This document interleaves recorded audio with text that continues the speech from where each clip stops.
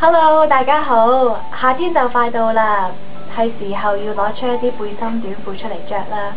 咁一講起背心短褲呢，就大家一定想以最 fit 嘅狀態去見人啦。我想同大家分享下我一啲 keep fit 嘅方法啦。平時飲多啲水啦，大家都知啦，同埋食嘢一定要清淡啲啊。我次次叫嘢食呢都會少鹽少油㗎。食多啲生果啦，同埋咧得閒嘅時候做下啲運動啊。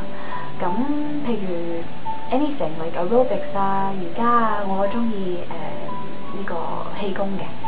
咁其實我最近做咗思林嘅代言人啦。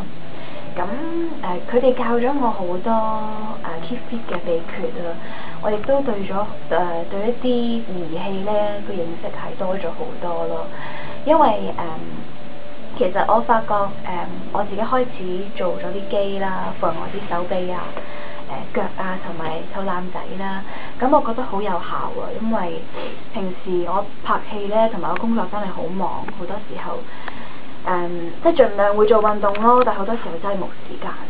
咁所以我就要利用呢個儀器嘅幫助咯。咁我覺得除咗即係均衡飲食之外，再加埋做機咧，去美容院做機咧，就兩方面嘅配合咧，可以令到你 keep fit 嗰個效果更加明顯啦。